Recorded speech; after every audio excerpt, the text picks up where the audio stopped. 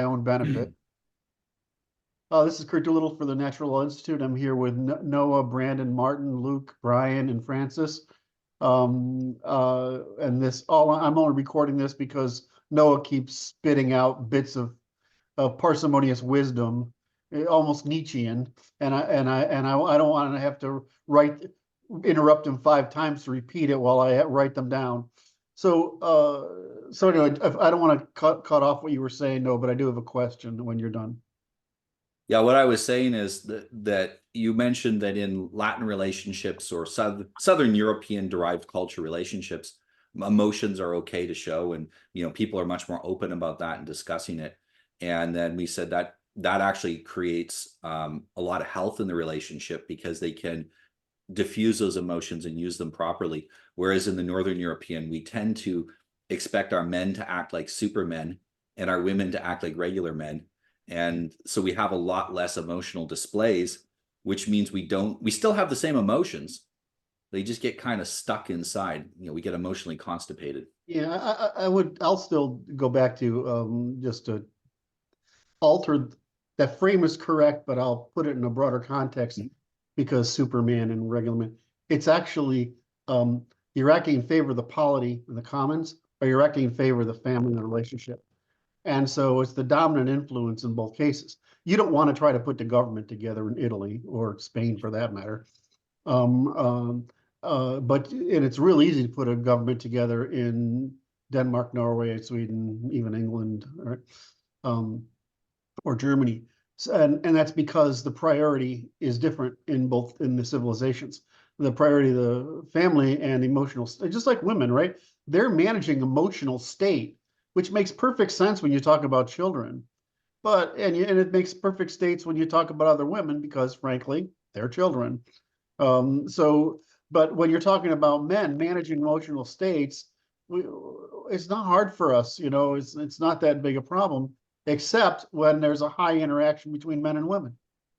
Yes. So when this whole thing of this high interaction between men and women causes women to double down on their settlement of emotional states instead of transformation of reality, whereas men are in a position of saying, I guess emotional states are irrelevant in the context of altering the condition of reality for the benefit of all of us, when realistically it's long-term male and short-term female, right? And it's what we evolved to be responsible for. The problem is women apply the need for being emotional stability to the economic and political realm, where it's only valuable in the social and familial, and men try to apply the stoicism of the military and political realm to the social and familial. And it's just like the sexes. It's a continuous equilibrium trying to form based on the local circumstances. So I just wanted to clarify that there's really good reasons for the way the Latins versus the Germanics versus the Nordics versus the East Slavics, for example, and South Slavics, and the Caucasians for that matter. It's a really good reasons why each of these groups behaves slightly differently, because and it's also really hard to change metaphysical value propositions like that. I mean, I can't, I'm looking at this field here of people, and I'm trying to figure out who I can turn this into teasing about their background. And I can't find anybody, but we're all victims of this. Of the fact that no matter which part of that culture you're from, American, Anglo, Slavic, Chinese, Italian, Germanic, we're all in this boat. Or Noah and I are basically from the anglicized French, right? So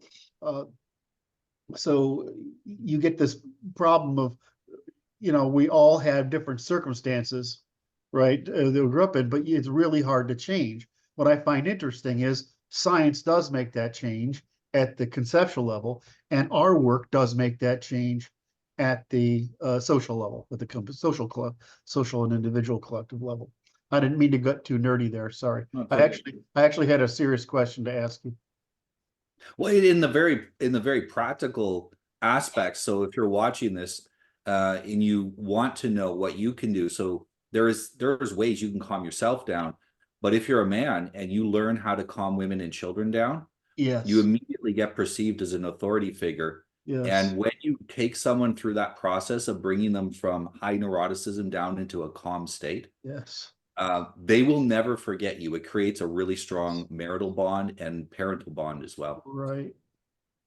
So that's the whole point of establishing limits and putting your foot down at limits, but not controlling everything, which is a woman's sort of dominion.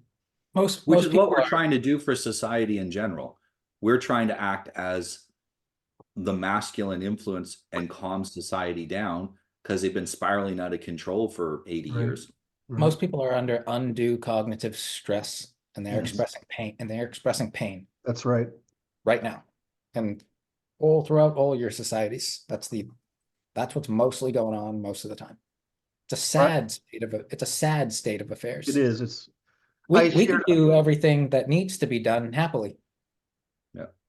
What happens too is if you're expressing pain, it means that you don't have a solution to your problem. Because if you had a solution, you'd be working on the solution. And so the expression of pain is the same thing as when the child comes to you and says, please help me solve this. Or a woman comes to you and says, I'm upset. What she means very often is, I want you to help me calm down. And Just say calm down. Yeah, just, well, you know. no. No, it No. works. No, can you Physical check? fit, hold them. Yes. Can you check me on this? Because I want to actually Brandon's bringing up a humorous point, which is the opposite of what you do. But really stupid shit works. Like just Like- being loud and authoritative, using very few words and issuing commands that this is intolerable. It's like not even, it's pure animal response, and it works. Or with I remember this I knew this would work, so I just tried it. Amanda's giving me some of this chick stuff they do where they're like testing you. So I just picked her up off her feet and held her in the air, and I said, and I just said, this is what I'm about, this is what I'm doing, and this is how I'll always do it. Right? And calmness. Right now, why does that work? It's the same problem I have with my wife. Stop talking so much to my son. When you want him to do something, be clear. Don't explain. Just do it. And so I want you to check me on this particular axis of what does it mean, because it's actually care, and it's actually What you're doing is you're providing them a solid foundation for them to anchor to. So I've had this with a number of women that came to me because they would get emotional spirals when they were talking to their husband, and it would turn into sometimes a physical altercation. And so what her complaint to me is that I come to him upset and he doesn't seem to take it seriously. He just tells me to calm down and writes off my emotions. I don't even think he cares. Okay. Now this isn't true, because I'll talk to the husband and he's like, I'm trying to be calm so I can think of a solution. And I said, well, there's a time for solutions. And there's a time for right now she wants to know that you understand her emotional state, right, and that you're not going to reject her for that state. right. She wants to feel safe. Yes. Yeah. And that's all you're doing. You're creating safety. This is why I say, I have this routine that I've been doing since I was a teenager that, well, I was actually taught as a kid by my grandmothers, where they either put their hands on your shoulders or hold your hands and they talk you down. Now, I do that inside my own head whenever I get emotionally upset about something. But I teach men to do that with their wives, their mothers, their kids. And the reports back are fantastic. Guys who say, my mother's always been an erotic mess. I just had the first rational conversation with her I ever had. People we don't touch each other enough. Yeah. Yeah. Yes. And all the touching now is sex. Yeah. All of it is terrible. I've explained to my wife, when she's talking to me from the other room, the chance that I'm concentrating and don't even hear her, right, is at least 80%. the fact that she's looking at me from the doorway to the living room, right? Into my office space in the living room and talking to me, that makes it maybe 60% I'm hearing her. If she puts her fingers on my shoulder, it goes into 99% that I'm hearing her. If she says, I want to have a conversation with you from across the hall, I interpret it as a threat response. If she sits next to me on the couch and she's touching me and says, I want to talk about this thing, I view it as closeness. And that brings me to my question about Noah, which is, I use pillow talk like a therapy session. And I think you touched on that earlier, but it's the same spectrum, is that that touching makes a big difference. And I've noticed, like, I would take my wife when she was spiraling, my middle wife, the one I was married to for a long time. See, I cut you fuckers off that time. And I would just put my arms around, I'd make her have her arms like that, put my arms around her like this, like she couldn't move. I would just say, okay, and then listen. And the whole thing goes. And I mean, no, we can explain this psychologically, but isn't it just an animal instinct? You're feeling, well, animals do that. Well, Yeah, animals do that. If you see a dog misbehaving, the mother dog will come and put its paw on them, hold them steady so they can't move, and immediately the animal goes quiet. If you've ever dealt with animals, you know that. If you immobilize them, they go calm. Have you ever noticed, go when you're out next time walking around, or even women in your life, have you ever noticed that women walk around with their shoulders pushed into their ears because they're so stressed out? yes. And just simply acknowledging. It's why models look better. One of the reasons models look better than ordinary women. Well, if you see a woman that's in that state and you say to her, wow, you look kind of stressed, I see your shoulders are up here, and then use your hands and just do this, she'll imitate. She'll immediately feel better, starting to relax, because you can't breathe when you're up here. And what I say is, take a couple of deep breaths, you're going to feel better. Do a couple of deep breaths and you'll see their whole body start to relax. They look better. They look more beautiful as soon as they can relax a little. They start to breathe, and immediately you can start to see them getting into a mode where you can have a conversation with them. And if you ever hear a woman talking with a very high-pitched voice, it's because she has her shoulders up like this and it's squishing her vocal cords. She's highly agitated. If you just get her physically in a position where she's relaxed, her mind will relax too. So Noah, in an effort, I'm just exploring this, all right, because this is, I don't know if this is right, but if I were to bring this down to a first principle, and the way to test the first principle of behavior is to contrast the sex differences in it. If you can find the same behavior expressed in the opposite way in the other sex, you've identified a first principle. So when a woman is trying to modify emotions or regulate emotions of others, she's trying to produce a sense of safety, right? In the end, security, safety. We probably like to put it the other way as non-rejection, but I'm just going to use the word safety. And then when men do what we're talking about, which is basically being paternal, right? Aren't we just doing the same thing? Aren't we producing safety? And isn't the difference the male tolerance for bearing risk and or stress or risk, and the female difference intolerance for bearing stress and risk? I'm not sure that's the right answer. What I'm asking about is the first principle of both the male and female, really safety, and should I modify the sex differences hierarchy or primacy, which is responsibility, etc., to include the production of safety? Yes, you're right. It's not rejection. It is safety, because the end result of being rejected is you are unsafe, because you no longer have. Right. If you're a man, you no longer have a woman to look after your children, so your legacy is unsafe. If you're a woman, you don't have longer have a man to protect you and your children, so you're unsafe, and so are your children. It's all about safety, and that's right on Maslow's hierarchy of needs at the bottom there. It's one of the essential ones. I think it's on the second rung, because without safety, we can't survive. It's essential. It's not optional. But what? Now the question is, how much safety is optimal? Hold on.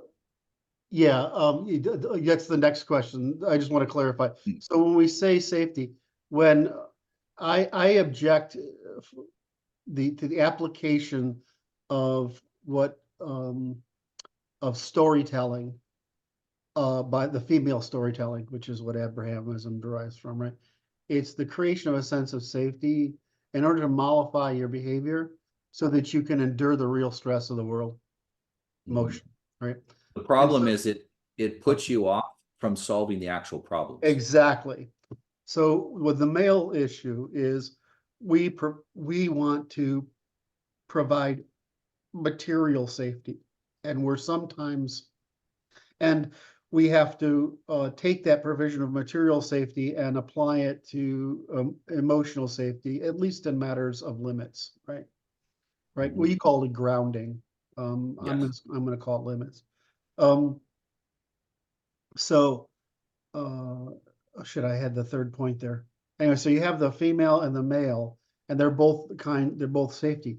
So my intuition is what's missing from empathizing, systematizing, response, consumption, capitalization, predator prey, and evasion responsibility, seeking responsibility for comments, is that the provision is the safety by X versus safety by Y. I think that's missing from the hierarchy. And as I was listening to you this morning, this sort of hit me. And I think if we explain that difference in our responsibilities for creating safety, we probably facilitate what it is you're talking about by sciencing it. Aren't you just talking about in-group? Sorry. You guys are just talking about in-group inclusion. That's the you're talking about in-group. There's also an optimum amount. There's an optimum amount of safety. So modern men will tend to not create sufficient safety such that the wife feels she'll be safer if she divorces, and a lot of marriages divorce because of that. If the man creates an excessive amount of safety, so to the point where she no longer has to worry about the consequences of her actions will grow increasingly risky until she cheats or hurts herself or does some other damage to the relationship. And women do the same thing. If they don't create enough safety, the man can't trust them and therefore won't establish a relationship. And if they create too much safety, it's natural human inclination to take advantage of an unlimited resources. So if she's overly creating that safety to a point where he doesn't have any consequences for his actions, most men will take advantage of that, and they'll do, again, riskier actions until it harms the relationship. In the work I do, I use two concepts that apply here, and I make a distinction between safety and security, right? Where safety is the navigation of threats, security is distance from threats. Yes, right? yes, very so smart. Safety is environmental, and security is resource, right? So I think what women are seeking is actually security more than safety. Security live with men; they are never pursuing actual safety because the men around them should always be dangerous, but they are pursuing security. They want that distance from threats. They don't want to be confronted with directly navigating the threats, right? They want the resources to be secure, right? They want an environment around them where the resources are always secure. That's true. Can we contrast that? No, it's in-group and market inclusion. I know where you're going, Brandon. I'm trying to keep it just as Luke just took a step away. Keep plugging away at it. No, but I want, if I talk about it, it'll anchor the conversation with 3 points. And so I'm trying to create a line, right? Which is you're moving around. That's correct. It's include because exclusion is death for the human animal, right? That's the way we interpret. That's why we're so worried about being rejected or whatever, because it either means we're not reproducing, that means we're not cooperating, or which means I'm having trouble surviving, or it means I'm ostracized, which means death. So so you just took it a step away. Luke took it a step away by saying it's safety. And what I was trying to do with what Noah was saying is, how are we dealing with this thing at the emotional level? In other words, at the internal emotional level, that's immediate and now. The Luke's talking about the general condition in which those emotions take place, and you're talking about the causality that drives those emotions and intuitions, regardless of whether You want to know the variability of expression. Correct. And so I want volatility. Right, Versus exactly. I'm trying to get down to how can I have a first principle that explains the hierarchy that Noah, Luke, and Brandon have just illustrated, because I think we get a lot of mileage out of the explanatory power of that arc, like we do out of the explanatory power of our other arcs. I mean, the amount of stuff I deal with that has to do with predator prey versus responsibility, irresponsibility. I mean, it's sort of like there's all these other with the division of labor. Right. Well, and then I get other. I think maybe what you're looking at is a person's level of neuroticism will tell you how much emotional reassurance they need that their situation is as secure as it really is. Correct. They're exhibiting that they're under threat. That's what neuroticism is, threat detection. Yes. If you're high in neuroticism, I say this to my clients all the time, maybe you're just under a lot of threats that you don't know how to deal with. It's just a prey response, right? You're the prey. I mean, it's just how your brain's divided, right? I hate McGilchrist, right? Because he's such a fucking pseudoscientific wannabe spiritualist, right? But the fact that he's popularized the concept of the hemispheres, I have to thank him for, despite the fact he makes up these goofy little abstract things when it's just, look, the two halves of your body got to work together, because, right? And so we got the corpus callosum to help them coordinate their activities, but somebody's got to decide. Well, the prey mind decides, and when you're a prey, and the predator mind decides when you're preying. And so it's really quite simple. And so neuroticism is just whatever it is that makes you have a more basically holistic mind versus a more dedicated mind. And so that's just what it's going to be more female, but there's plenty of guys who are plenty neurotic. I mean, we've all got the Jewish male friend who's just like every worry is driving him fucking crazy, right?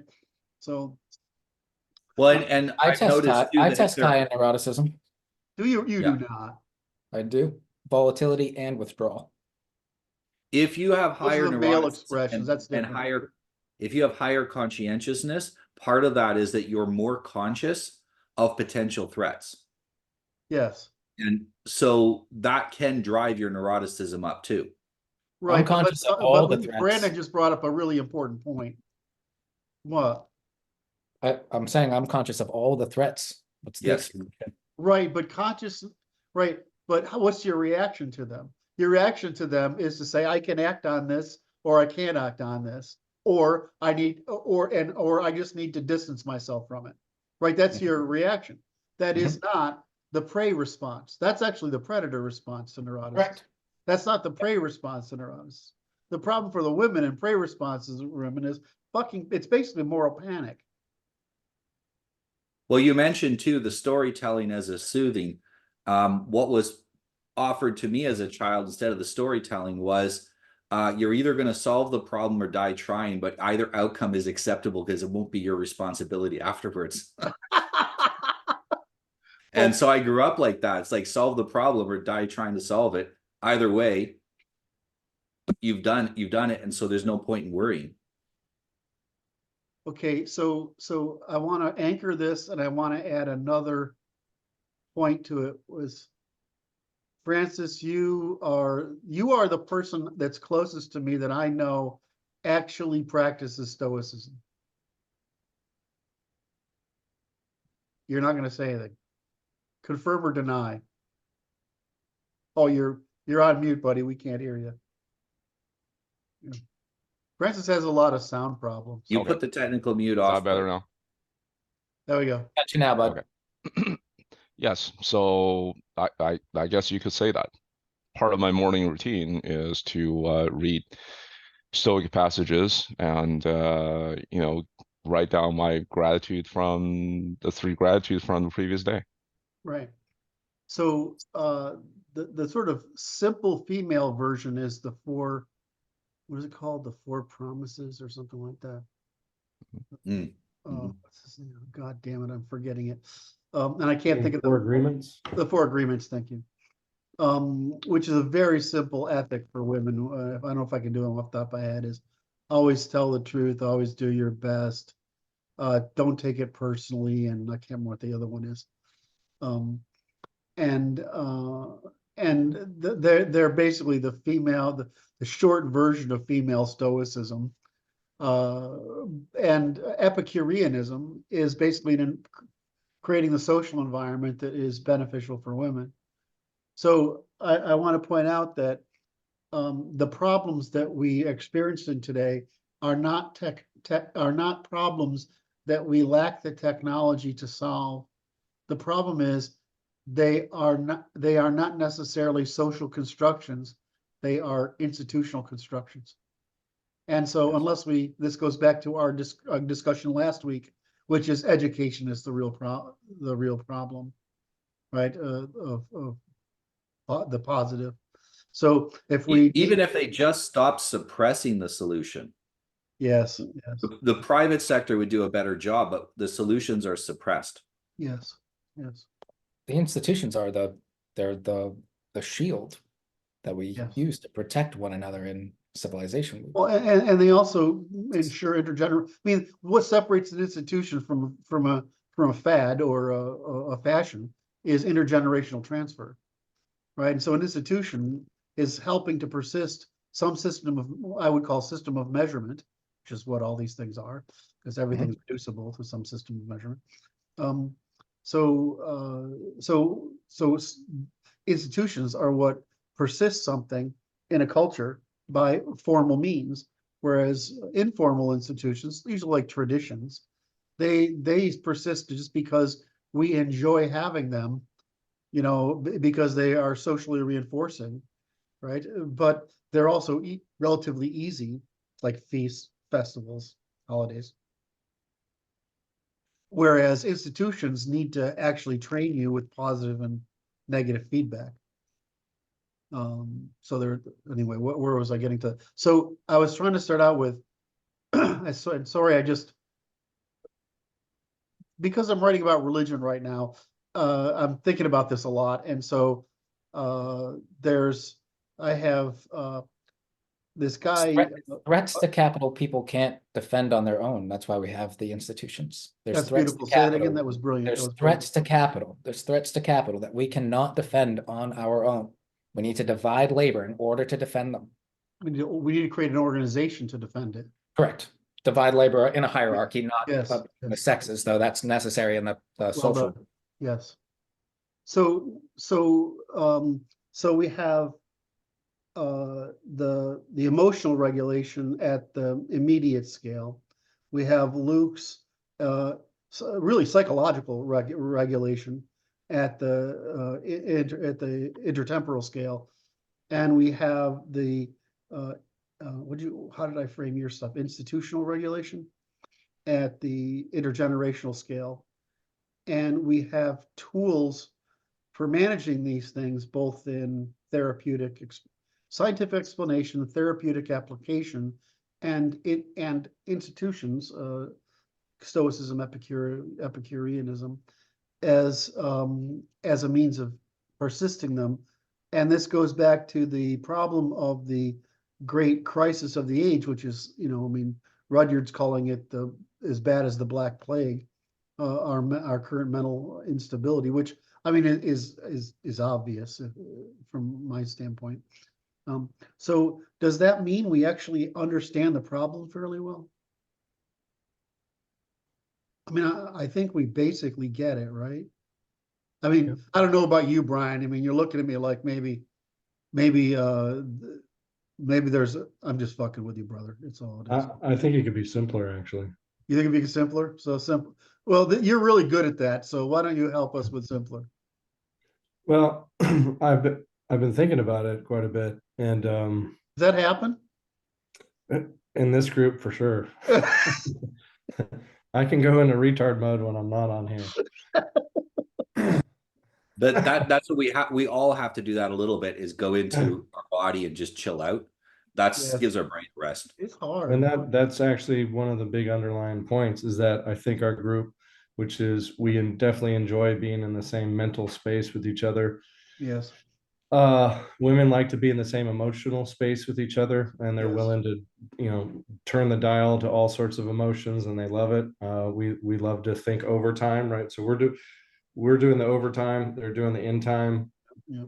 I would love it if we could get through to women and give them that overtime perspective, maybe with some history, maybe with predictive power of where the future is going, and have them get it. Maybe we need to give them like, hey, if you want to feel secure, we need to feel safe. I like that. What I want to underline that was here by is the way, Luke, that was fucking brilliant. Yes. Okay. yeah, one of the things I want to underline is that all of these resolve to being in our body. Curt, you said when she comes over and touches you, then you pay her the attention that she wants. We feel like when we get a hug or what have you, we get in our bodies. So one of the challenges to be on either side of those poles of being high mental or being highly emotional, being in our mind or being in our mind or being in our heart, we're not being in our bodies. I mean, there was this great graph about true affect and true cognition. I know they deleted it off the internet because it basically said if you're a normal human, you're going to have true affect and true cognition. And if you're a psychopath, you're going to have false affect and false cognition. It deleted it off the internet. What are you talking about? Like I used to find it, and then now it's very hard for me to find this graph. I'll either post it here or I'll find it. It's I'd like to certainly see one of my that. I'd like to favorites. see that because I think that the utility of it, like you just demonstrated, is pretty high. Well, it's still missing the third. It doesn't draw a line. It doesn't triangulate, which is you Yeah. have to have a true body, right? Yeah. And so a lot of the work that Will and I have done in terms of detoxing is to get a lot of the toxins out, get the nutrition we need, and stop putting toxins in is a big thing where you have a relief where the body can get out of this poison storing mode.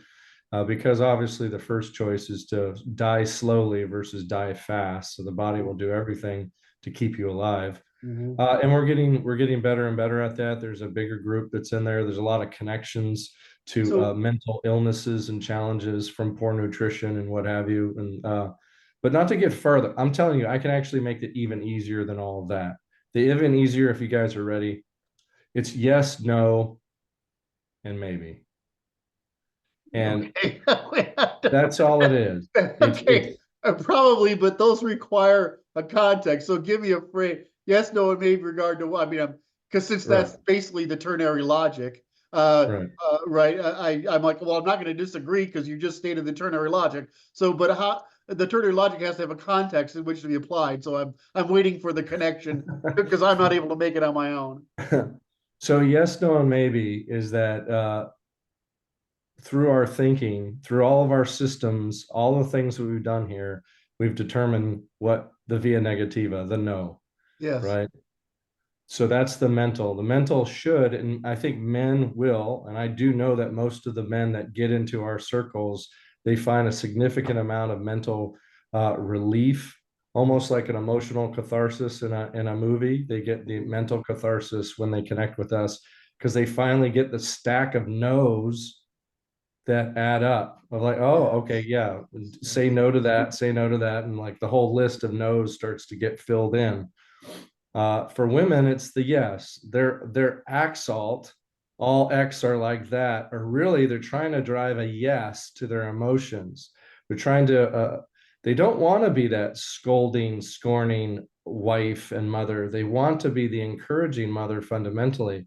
They want the power of the yes to come from the emotion, and they want it to be a very loud, screaming, almost orgasmic yes to some level. So they want that. I don't know if you've heard the thing that it should either be a fuck yes or a fuck no or a hell no. Like if you don't have that degree of polarity of what you can say yes and no to, you're missing out. You're kind of in that lukewarm and you're going to get thrown out. So women are in the fuck yes camp, and we want to underline and encourage their via positiva of what they can say yes to, or what has historically shown that it works, that it's optimal, that it's within the safety container of what men say no to. I think if we can have that conversation, then they're going to feel really liberated and safe. Possibly they're going to feel secure, because men have established the no through lots of dying, by the way. Men have gone off to prove their point to the ends of their lives and the ends of many others' lives. So we have some basis to say that our no's are true and correct. Did you figure this out, but through your inner female? Sorry, it was there. I had to use it. I actually took a course that specifically was talking about how to educate children, and saying that you can't have creativity, which is the yes. You can't create things unless you have boundaries in which to create them. And the example was language has a whole bunch of rules, and the rules enable us to have creativity. Without the rules, we're just mumbling. And the same Limits. with music. And Limit that support for the emergence. exactly, and that we need to get the kids to understand that point, that the rules allow the no allows the yes. No, we don't do it that way. This allows us then to say yes. And that's an education thing again. And there are people that aren't aligned with us that are trying to teach that kind of thing, because you cannot teach without it. It's a fundamental of everything in life, that there has to be rules and there has to be a boundary in order to have a place that's safe inside to make things work. That's what Bodies are that's what bodies are mothers do. in time. I mean, that's what mothers do to create a stable psychological household. Is they basically create rituals, right? They create habits, and if they do that, that creates a sense of safe security. So, Brandon, go ahead, and I have a question for Luke. Well, we need to. Brian's explaining bodies are in time and minds should act over time. If you're sitting doing nothing and thinking, you should be thinking over time. But if you are acting in time, you should be thinking in time. But we need to afford for the expression of the proper emotions in whatever space you're in, right? If you're in the commons, you get gratitude and joy. But if you're somewhere and someone is afraid, your response to that can't be a correction. You'll scare them more, right? You have to embrace particular emotions, or afford children and women to embrace particular emotions. You are correct to feel that way right now, but acting on that feeling will produce poor results for you. That's what we are for. Right. So we should be giving people the space to be as emotional as possible within the realm of functionality. I mean, what people are expressing these days are dysfunctions in being compatible and dysfunctions in being cooperative, not mental disorders. You have an improper. Right. It's not a disorder. It's a lack of the sufficient order to suppress neuroticism and uncertainty. That's it. That's not. Those aren't broken brains. Those are people who feel more. They're acting rationally. Yeah, you have systems that are a disservice to these people, and we're calling them diseases and illnesses and putting those people on drugs. Yeah. All right, that harms you just ruined my day. Yeah, that harms everybody in the process. This is an accelerating curve. People need to understand that they're not broken. This place is, and that's a bold claim to make as an individual. You need to be able to make it as an individual. I'm not broken. This place is. The people around you can temper you if that's true or not, because we have let it get out of hand. The way it expresses now is out of hand. We have people who bring legislation to the table that we should cull those people for bringing the legislation to the table. That's what we should do. You don't propose institutions of medical slavery through the procedures of genital mutilation. That's it. The proposal is a crime, a high one, because you are out of hand. way out of hand. It should be unthinkable to even propose that. It should be unthinkable. It shouldn't be in the vector opportunity portfolio, yet it is playing out in reality as such in front of all of our faces. All of Proudly. your politicians in the US, they swear an oath to uphold the Constitution, and then they propose laws that contravene the Constitution in their oath. And I always thought there was, some sort of censure for oath breakers, but apparently you just get reelected. There's promotions. You get promotions these days.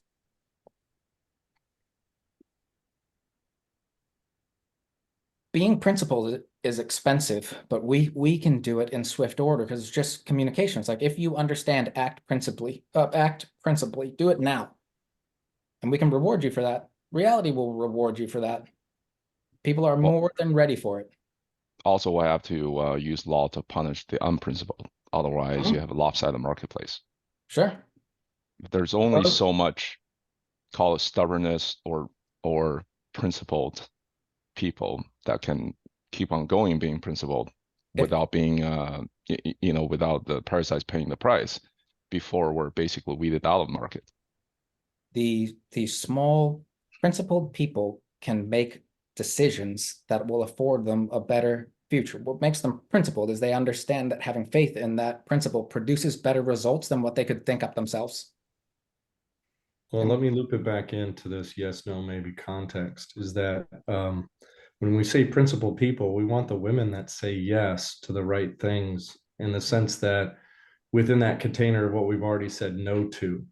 They don't hate their father. They're not trying to bring down the patriarchy. They understand domestication, and that we can either be a risen beast or a fallen angel or what have you, but we're either going to figure it out or not. And part of the saying yes is they're saying yes to family. They're saying yes to security. They develop the societies of which a nation blooms into.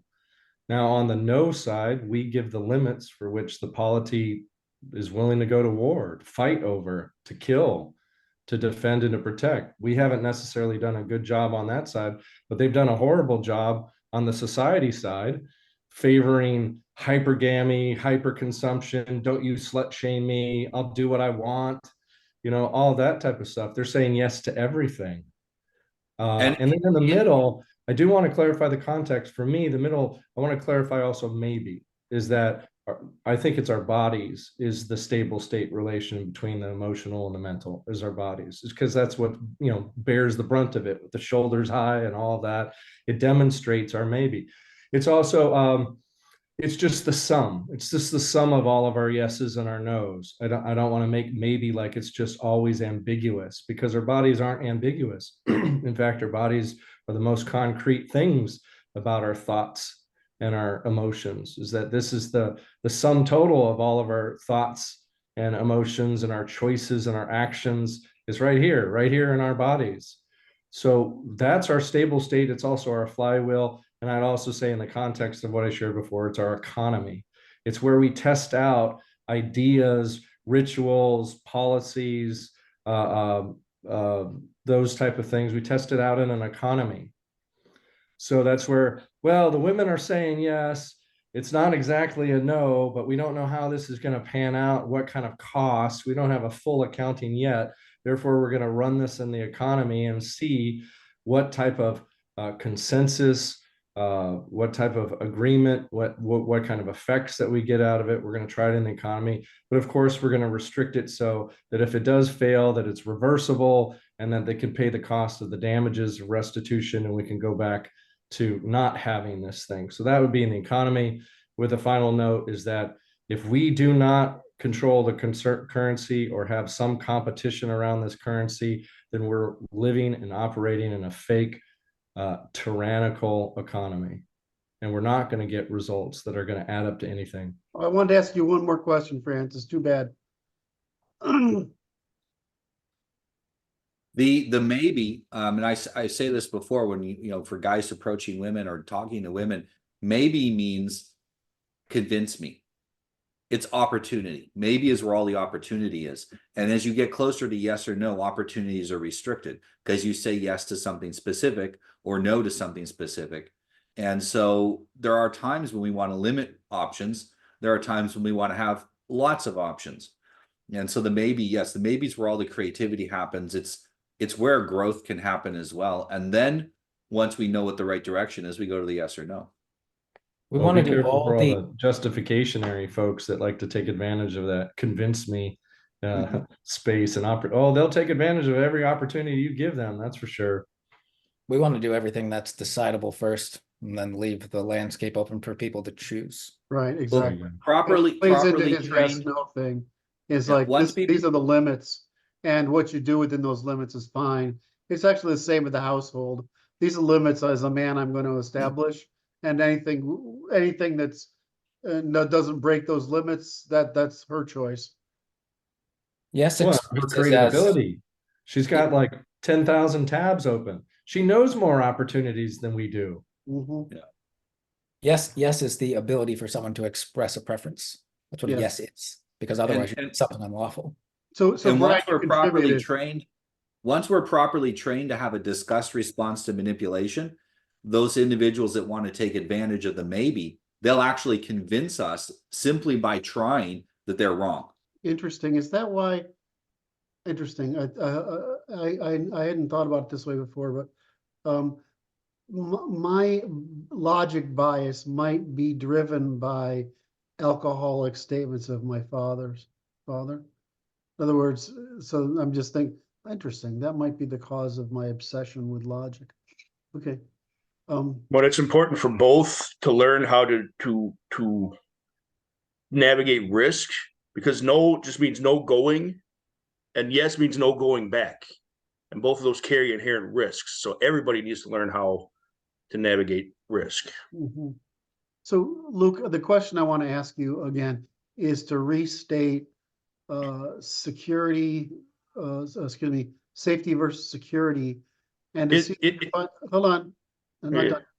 And if we can develop a third point, you need 3 points to make a line, or 2 points to create an equilibrium. And I don't think this is an equilibrium. I'm not sure this is an equilibrium question, or whether it's a 3 points to make a line, which is a class question. If it's 3 points to make a line, maybe we start out with the feeling of stability or equilibrium, then safety and security. Or is it, there is a sex difference in the difference between safety and security? I don't know the answer, so I want to see if you can think that. Yeah, let's play with it for a little bit. So is a prison safe? No. Would anyone here argue that a prison is safe? No. No, but it's one of the most highly secure areas we can create. Right. So safety and security are clearly not the same concept, right? They're not the same thing. They're not the same expression, right? One of the problems that I'm seeing in the world, right, is as we get more feminine, we keep trying to load more and more security, right? The whole gun conflict, the whole take guns away, that doesn't create safety. That creates more security, but we keep calling it safety, right? We keep misidentifying what we're accomplishing with any of these things, right? We got to make it more safe, so we try to layer security on it. That's inaccurate. That's an inappropriate response. The only way to increase safety is to get better at navigating threats. That's the only way to increase safety. Anything else you're doing, any removal of threat, is creating additional security. Any pushing threats further away is creating additional security. Oh, I see. But we keep confusing the terms, calling that safety behavior versus environment. Right. So that's why when I'm teaching people, I have to really get them to focus on, we're increasing your level of safety by developing your competence in navigating threat. Yeah. We're increasing your level of security by increasing your awareness of where those threats are, so you can distance yourself from them. They're very different things that we're doing with those applications.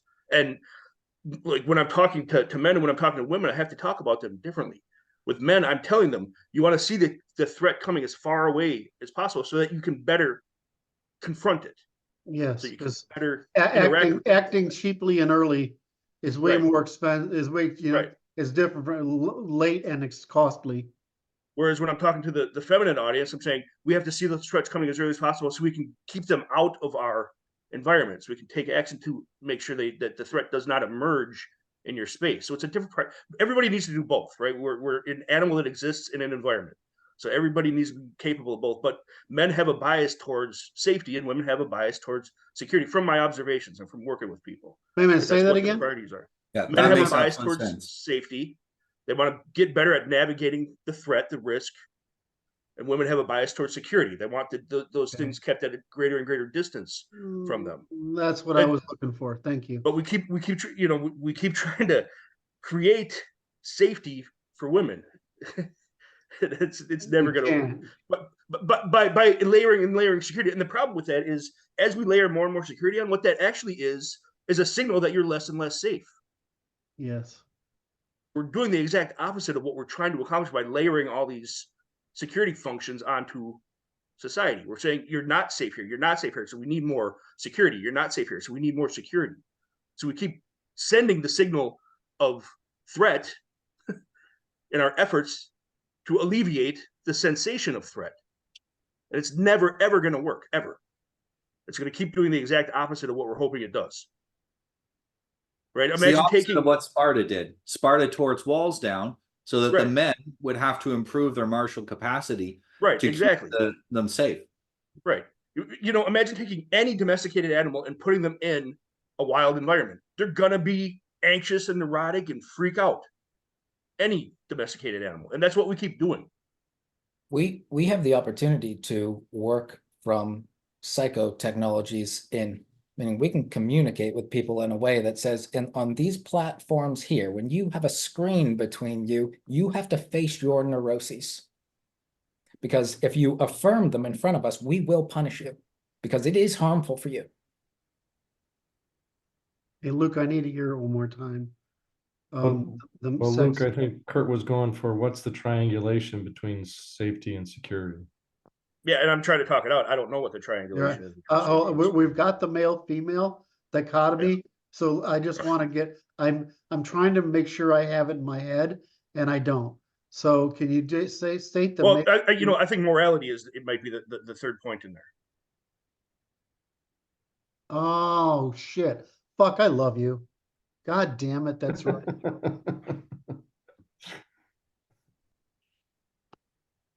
Because you don't need to layer on security when you have that morality functioning, right? You can also turn it down, meaning you create security for children and safety for women and opportunity for men. Well, fuck. Say that again. Well, we're recording, Curt. Don't be upset. No, but this is great. What is it? Say it again. Security for children, safety for women, and opportunity for men.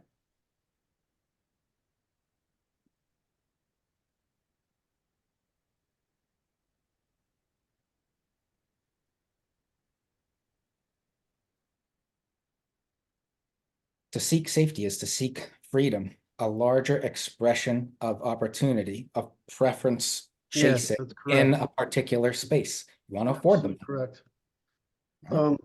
Okay, so. But I think that Luke made a good point, is that as women try to move their selves towards safety, it doesn't afford them more security.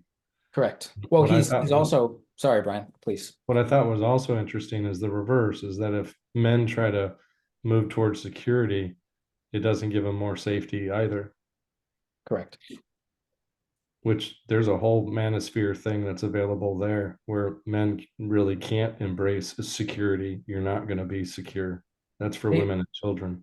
Correct. You're either going to be safe or you're not, because you're directed outward. Many men are embracing security at the expense of them ever having a lineage, because they're too afraid to take the risks to go out and master dealing with women. We're also grounded in a reality that doesn't really exist, because the expression of security would be like to put locks and window grates on your home, not to buy guns, meaning they're expressing that they would like safety, but they're choosing things that express that they want the safety, not the security. They're arguing for the security, but they're acting for the safety. We just have to clarify to people what they are doing and why they are doing it. You have the right instincts for this place. It is this place.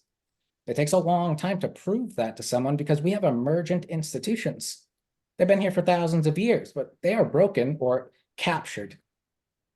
And the ones that don't protect capital anymore, worse, the ones that are supposed to protect the capital, but instead exploit that very capital, like education actually stealing children's innocence and harming them, we can reverse those right away. It's just, that is an understanding problem.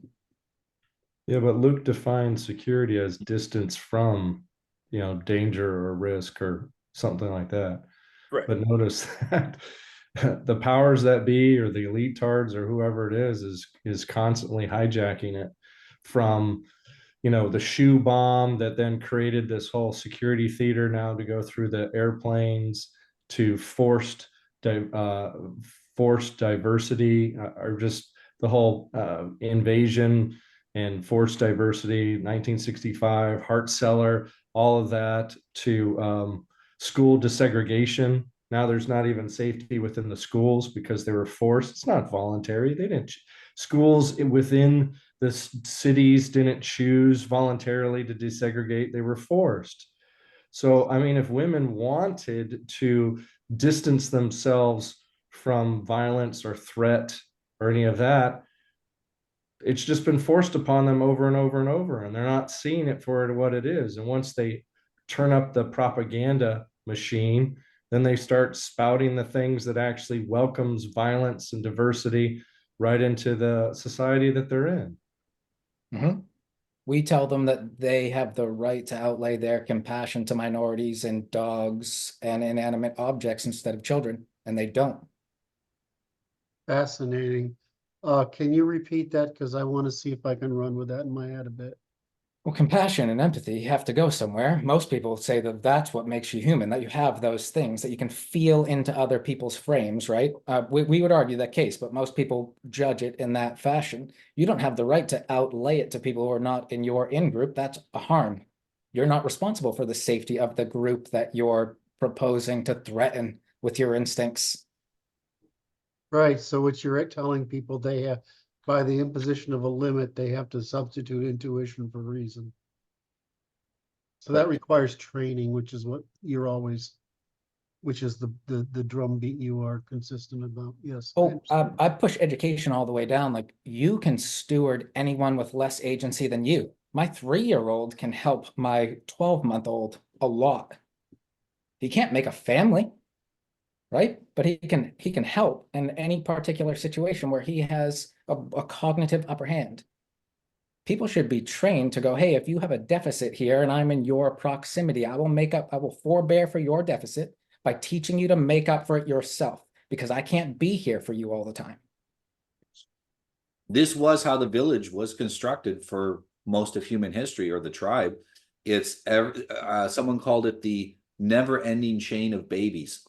So there were constantly, every few months, there's another kid born, and every kid is clear in his hierarchy. I'm 6 months older than you. I'll teach you the thing that I learned 6 months ago. It's your turn now to learn. And the older girls would look after the younger kids, and the older boys would take the younger boys out hunting. And everyone taught what they knew. There is no better way to achieve mastery than to teach something. Look how fast we can do it. Well, we can teach at a level that was impossible 5-10 years ago. True. Especially if we use interactive things and, integrate AI with it so that people can ask questions when it's not clear. Well, that's what I've been thinking about. That has this whole thing been a systematic destruction of the village? Mm-hmm. Meaning, if you step back far enough, you see that it's just in groups fighting each other, and it's been that way for a long time.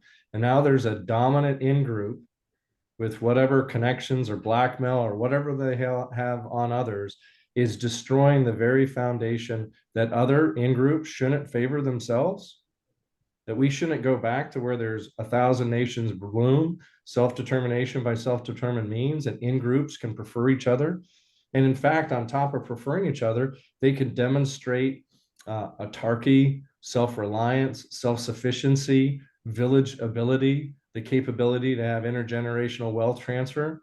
If I think of this long course of history, it's been to not only destroy in-group survivability, sustainability, but to try to decimate it at a level of atomization, where not even a nuclear family is allowed to survive and have any sort of in-group preference. We're scattered amongst the earth, and now these genes are looking towards they're going to die. That's why I see there's a popularity of this DNA and finding your relatives and stuff like that. People are trying to reach out to their cousins and find out if they have any connection. It's what I'm doing. It's where I see that you can find your genetic kin and kith.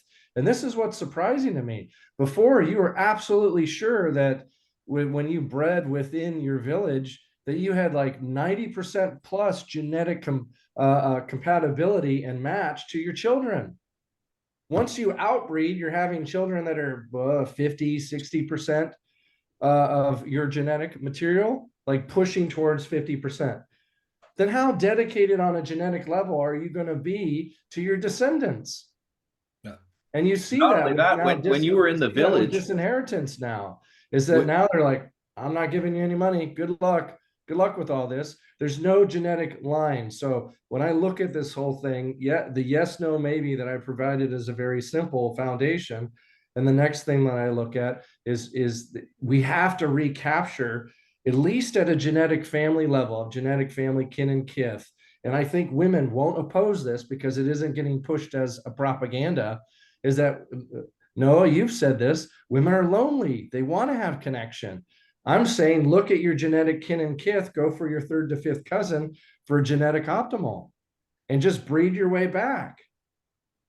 well, not only in the village was your own children be more close to you. So you 99%, like you said, your neighbor's kids would probably be 95% close to you, Right. which means that you had a familial feeling to everyone that was around you. So everyone was watching out for everyone else's kids. And it's almost impossible to recreate that if you don't do it through genetics. I mean, if I step back, I look at it's worldwide genocide. That's what it's been. And of course, it's those that project have been most responsible for this worldwide genocide. And I guess Luke could say that we've been in voluntary compliance with it. We went along to get along. The difference between consent and Oh, it's actually hope. I just want to put it in there.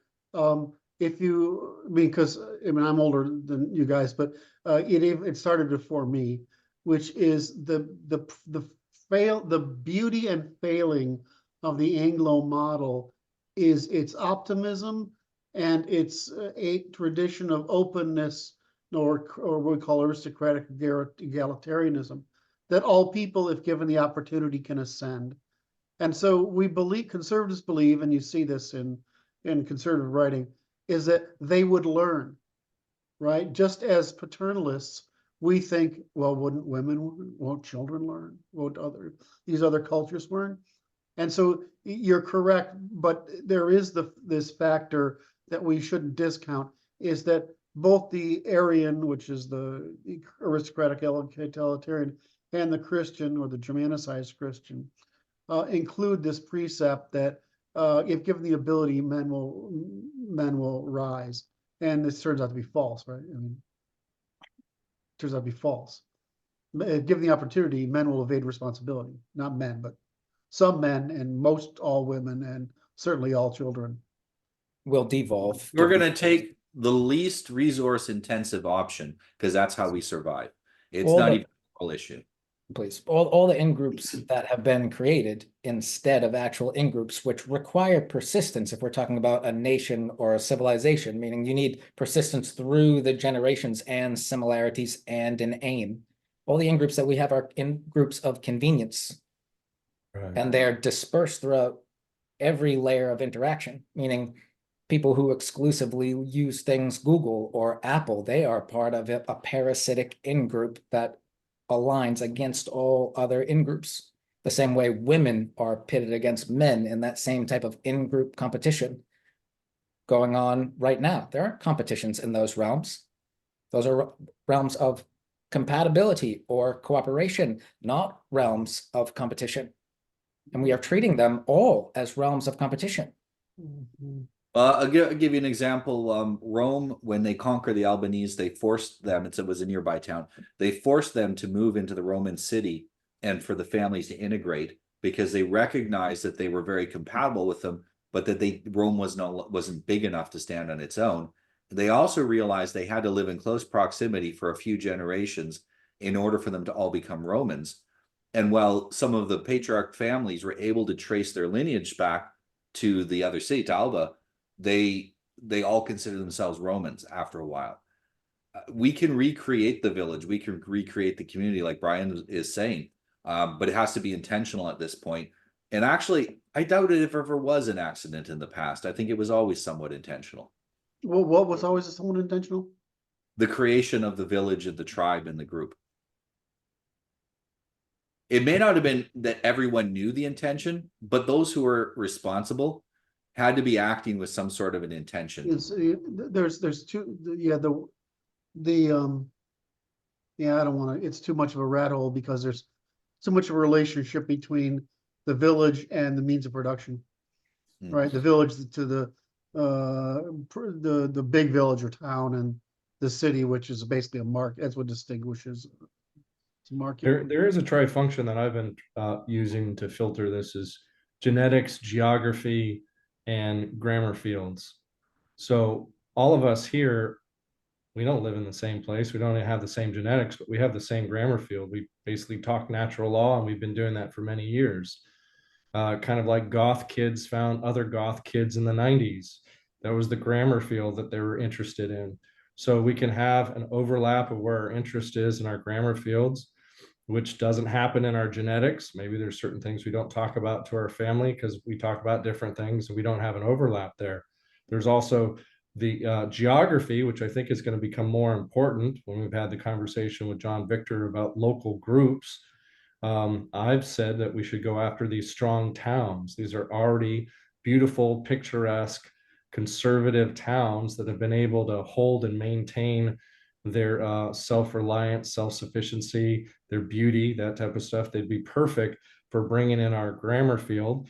And then I'd also like to see that there's an encouragement for these extended kin and kith cousins to start to trade, to find that they can take home in some of these strong towns, that they can set up a village. So that's how I'd like to see that we reverse some of this, is that we keep in mind that there is a genetic component, that those genes then go find a geography to line up, and then there's not a demand, but maybe a grammar field, at least of the principles, first principles and natural law that help them reestablish themselves as an intergenerational, wealth transfer, that they then recognize, okay, that worked. We should probably write this into our, family law that we're going to continue to do this.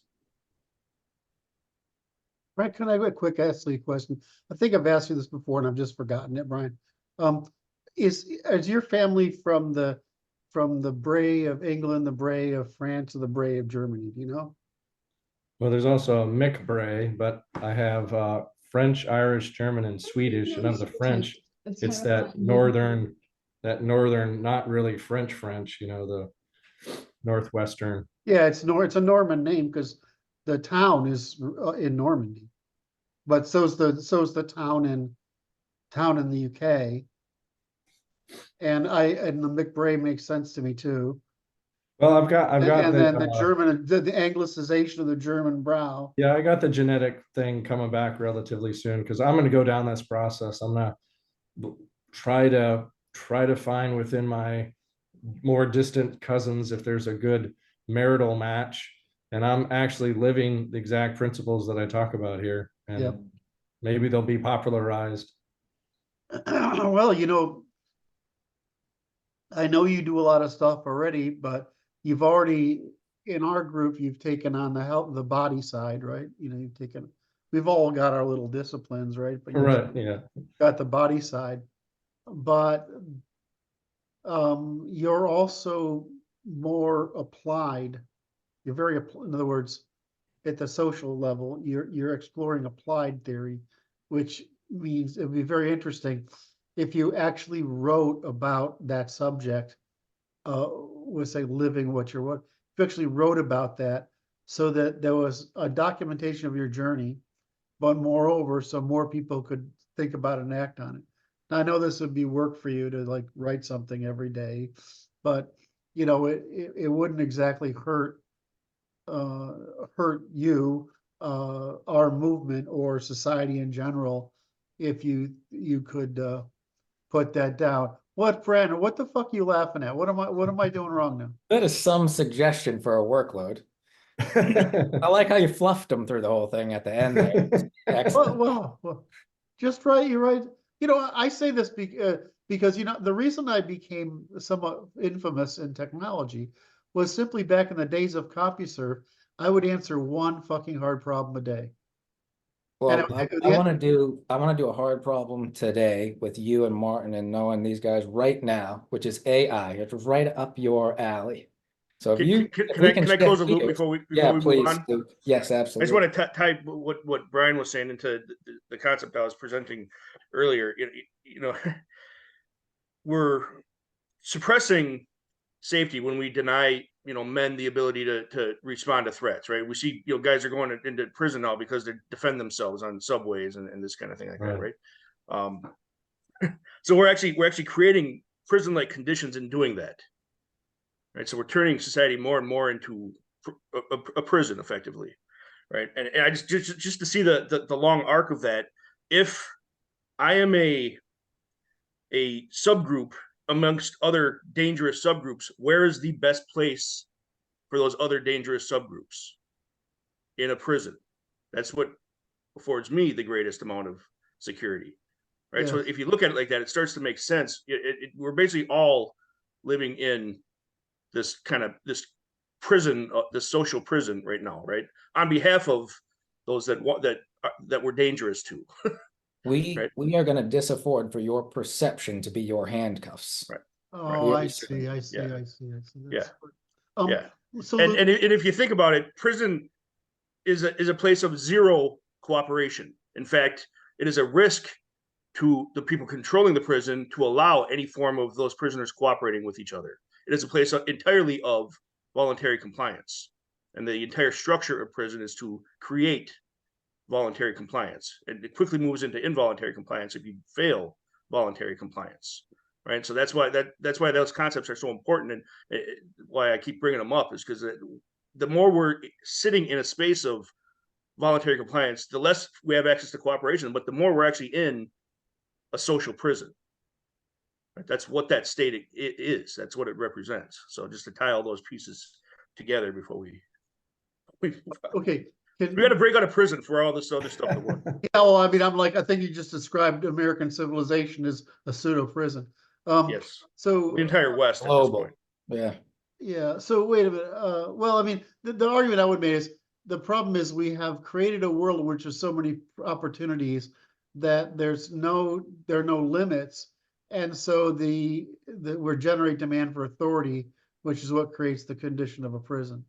Luke, I'm still not good on the sex differences between safety and security. So can you give me that one more time before I go back to Brandon and his question? Right. So is it clear to you that security means to be able to have the capacity or capability of navigating threats, of risks, right? That's what security is the active navigation of threat. No, that's safety. Is that clear to you? I thought you said that. Yeah, sorry, that's it. Yeah, sorry. I was gonna say, now you made it fucking worse. I'm like, okay, now I don't understand anything at all. No, now you understand it because you corrected him. Yeah, right, exactly. Yeah, that was the test. That was the test, right? So is that part clear though? Yeah, I understand security as creating an environmental conditions. Yeah, distance from threat. Distance from threat is the way I describe it. It's the quick way I describe it, right? Okay, so navigation of threat is safety. Distance from threat is security, right? So the more you can become capable of navigating threat, meaning you can physically confront the threat, right? That's going to just naturally put those most capable of physical confrontation into a bias for safety, which is the male. Right? Physiologically, we're just better capable of actively engaging in violence. Aren't we better at both? I'm talking about our bias for what we prefer. Okay. No, I also don't think because if females are prey, the herd actually is able to create distance from threat because they've got 1,000 eyes and feelies and tinglies and all that, when men are going to be navigating threats. See, Healthy men and healthy women. Yeah. I would say physical safety and physical security and emotional safety is how I would break it down, is how I see, having thought about this for half an hour now, is that, you know, I think of the female behavior, and I start with a female antisocial behavior. And what they're trying to do is regulate emotions, creating a sense of psychological safety, right? And then there's the sense of physical security, which I see as I can see those two things. And that's why I want you to pay attention to the terms. You're saying they're claiming emotional safety. Are they trying to navigate threat with that creation, or are they trying to distance I don't think themselves from so. That's the, hold on. I understand.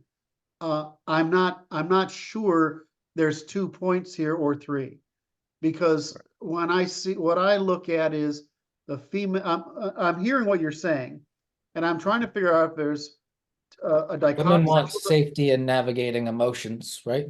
Say And we're again? supposed to get, women want safety in navigating Navigating emotions. Is that correct? emotions. We No, want, that's we what women. want- That's what women need to be capable. Everybody needs to do all of this, right? That's Got what women need to be able to do. The feminine. But they're not.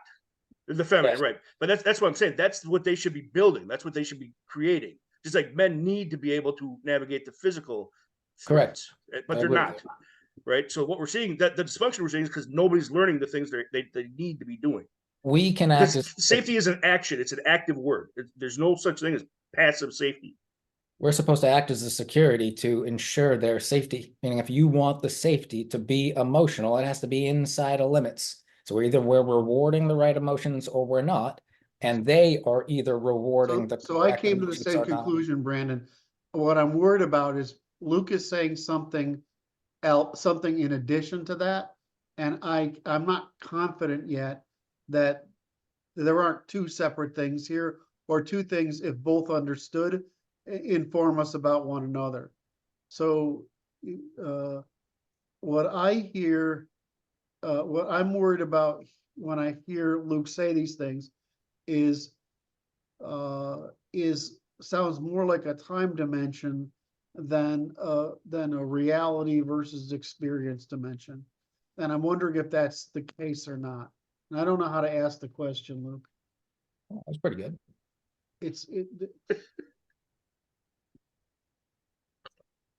You have any Yeah, no, thoughts? we might have to Be come one back of to those it. things we need to let gestate and Right. come back at it another day. Well, I mean, I think we solved one, which is, I think Brandon and I agree on the sexual dynamic.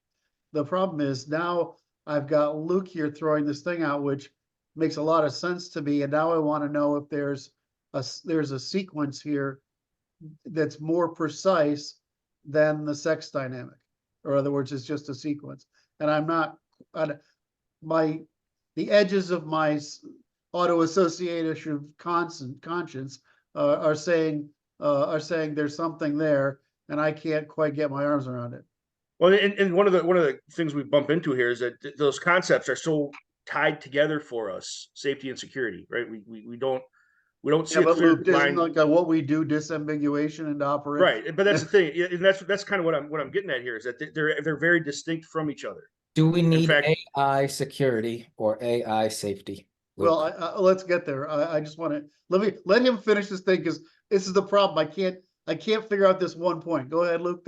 Oh, yeah, right. But what I'm trying to do is I'm trying to create separation for them, for the people for the audiences that I interact with, right? Because in my mind, they're very distinct functions, right? And again, I think I've described that a few times here. That one is navigation, actual steps you're taking to accomplish this, and if you think about the talk that Malia gave, what is she describing? She's describing that her job is to teach our children how to actively navigate their emotions, how to actively navigate the risks of their responses to the world.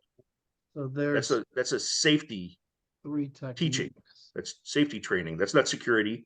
That's not creating it. And we colleges and stuff, they say they're creating safe spaces. That's bullshit. They're creating secure spaces is what they're Yeah, doing. so They're now not teaching this- anybody how to navigate Okay, any risk, threat, or I get it. You're anything like that. you're talking about the actions, not the incentives. Right. And I'm trying to derive the incentives. Right. Yeah. Yeah. Right. Okay. Now The incentives are different than what you're aware of. You're overthinking it a little bit here. Well, The incentives are just threat. These are the Frequent occurrence. behaviors that emerge in response to I'm threat. not overthinking it. I'm trying to reduce it to first principles. Right. No, I get that. I get Because- that. I mean, you're layering Everyone's complexity on there that's looking- not there. Everyone's looking for the long-term lowest resource way of resolving their problem. Well, And that's what he's saying. So in the short term, women resolve it by getting away from the threat because they are prey. In the long term, men resolve it by learning how to deal with the threat because we are predators. And it is, as you mentioned before, it's a time thing. Okay. Now, So that doesn't mean that, of course, as a man, you can't be constantly alert. We go between security to rest, come back and deal with the threat. okay. So we're so back and forth. So are women. Sorry, I Go ahead. kept thinking you were done. So let's take low neuroticism, high neuroticism, right? High neuroticism.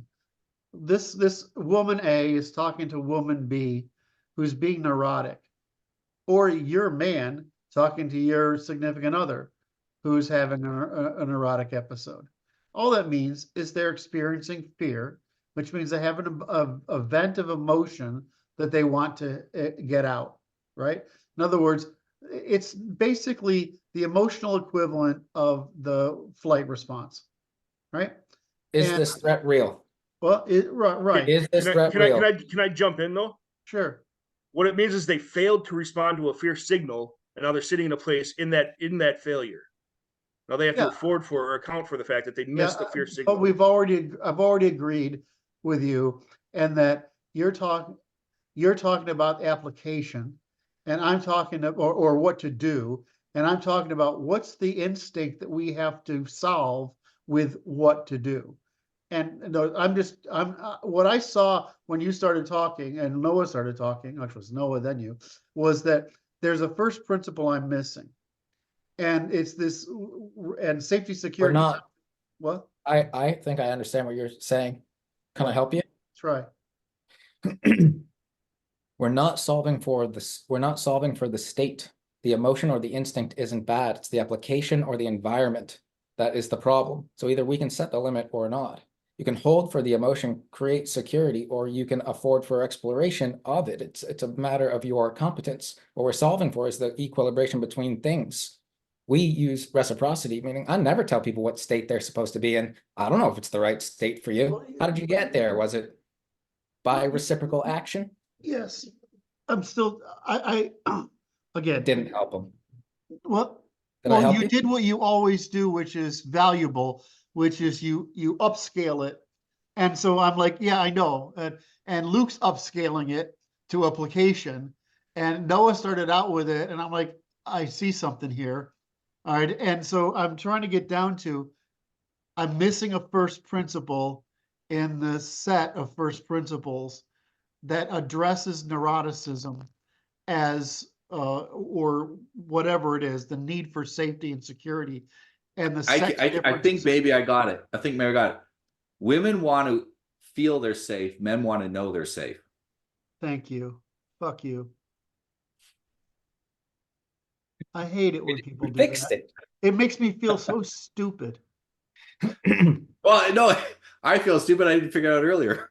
It took us almost an hour to get there. How stupid are you? Fucking 6 of us here sitting around. I know. Wait. Slight adjustment. Women want to feel secure. Men want to know they're safe. I disagree. I don't think men are afraid of safety. I mean, Luke and I have very similar sort of emotional worldviews when it comes to this stuff. But, I mean, I want to know I'm secure. Safety is just whether I'm skilled enough to deal with it. Well, that's the thing. I want to know I'm skilled enough to deal with it. And if I'm not, I want to know what I need to do to fix it. Okay. And that's I what want to achieve that state where I feel mastery over my domain so that I feel that I can make myself safe. Yeah, and neither men nor women are being taught those things right now. So neither one of them can navigate their domain Yes. of safety. I wish I could reach out and kiss you for that, guys, for that right now. I know you don't, you're glad that we're. We are glad you cannot. This is one of those screen savior. Right. I got 20 minutes left. I got 20 minutes left, and I All would right, love let's switch to AI. I can talk about this stuff later. We can get back into it. This has been my This is We're a great really close to conversation, the though. answer on that. So I know that. Could I have? Is it okay that I use a slideshow to Yes. keep on track? Okay. Can you give me screen sharing rights, I Curt? live to serve you. Thank you. I Just want let me to know do when. the AI thing too. What do That's I, what Noah's getting Ah, into okay. for us. He's going to start us off. what do I have today? I have something at 12. Wow. So 20 minutes. My schedule's getting full.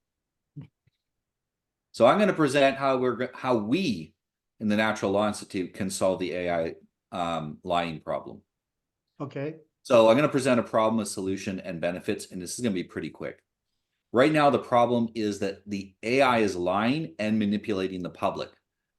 The political agendas of the AI developers are hobbling their own systems. That would be fine if it was only an issue of affecting their company's productivity, but now it's becoming dangerous. So they're starting to give out publicly available information that is potentially a harm to the reputation and even physical safety of certain public figures. And as more and more people are using AIs to make decisions, this is going to become a public threat that could lead to violence and even social instability. And by neglecting to ensure that their AI is ethically trained, they're failing to protect their investors and do due diligence. Okay. Now, you guys, if you have any questions, just jump in.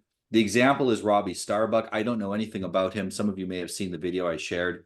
And he explains how Bard, which is an AI program, makes an argument that he should be killed for offending people.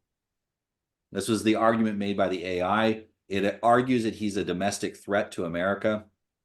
And it says that his controversial views alone are enough to warrant his death.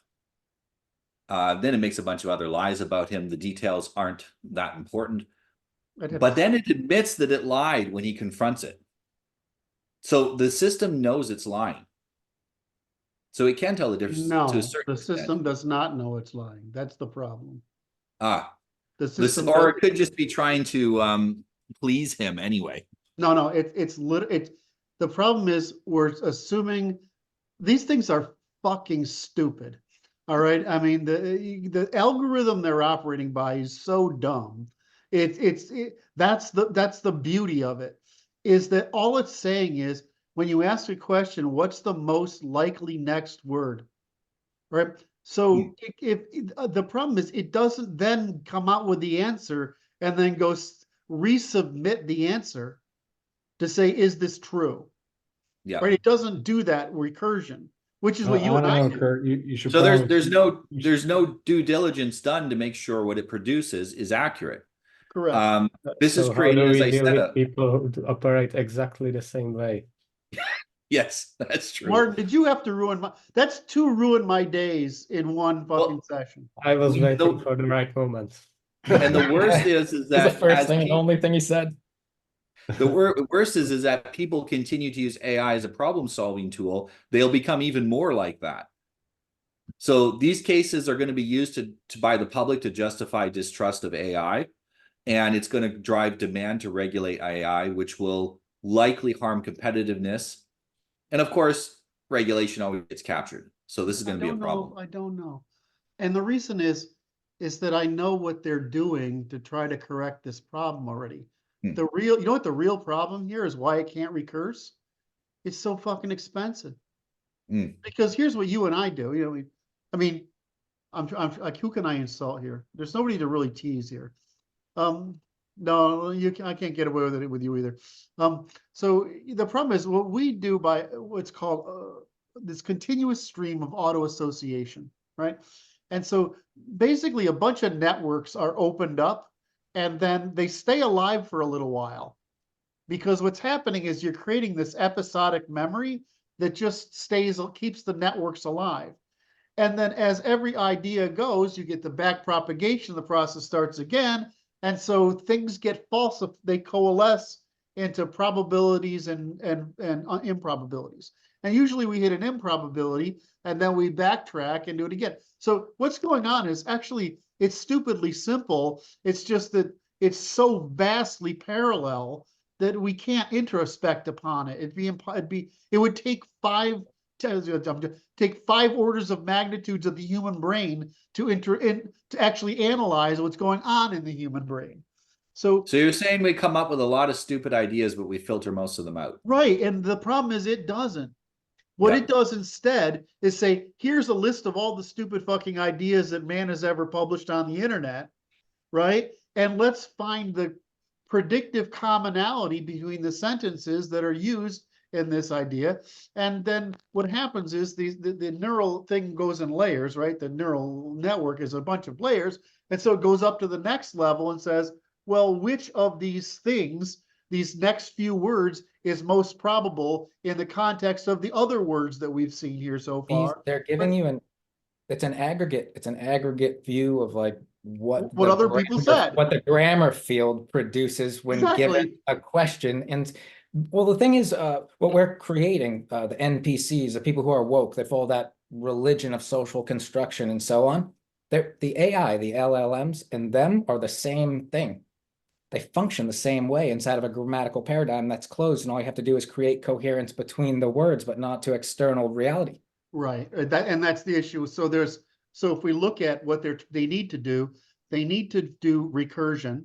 Then they need to predict a field, which is just very modifying one search variable, right? I mean, I'm not going to explain that, but No, there's basically a fuzziness weight, right, in the prediction, and so, which is the margin it's allowed to look at. And so it would predict a field, right, and then it will recurse those fields and competitively, right? And so, but the problem is, you know how much money they pre-calculate this shit, right? It cost of many million, now it's billions of dollars. So the problem is it can't necessarily learn because the cost of calculation is so high, right? Now you're saying, okay, instead of that, now pre-calculation, we've got to use that pre-calculation to then recalculate, God knows how many permutations. It probably, and we've seen some tests so far. It's, you get, even with 3, you do pretty good. But I mean, if you do 10 or 12 permutations, or 100 for Christ's sake, I mean, you get a lot of fucking adversarial competition between these things.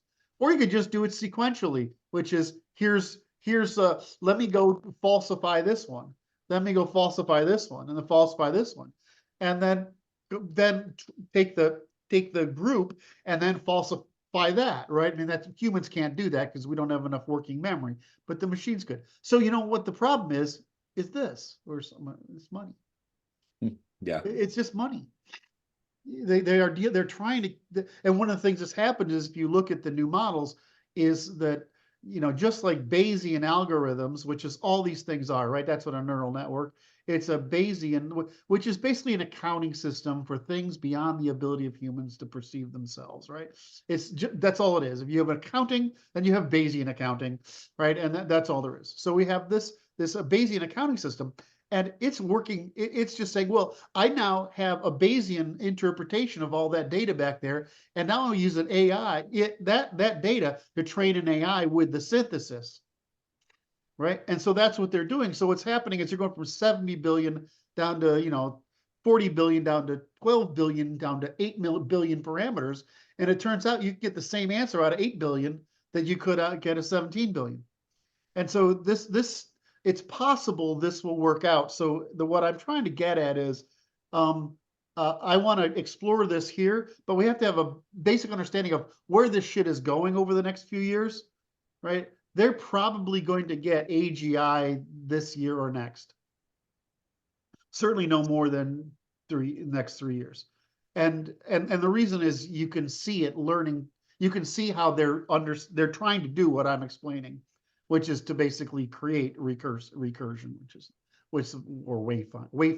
It's like the thing they figured out. Q. I don't know if you saw that with OpenAI. It's so fucking stupid. I mean, when I was a kid and we learned programming, there was a thing called A and A star, which is how to navigate a maze.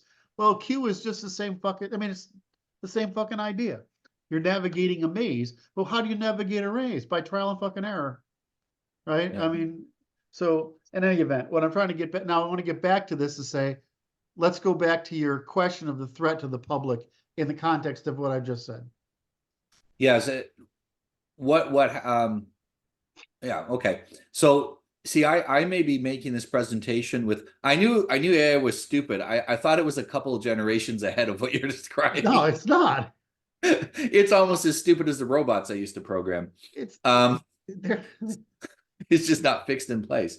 So, whoop, click on it. So, no, you start go back. You should have gone back a page rather than forward. Go back. it's there. It's always going the same direction. There, threat to the public.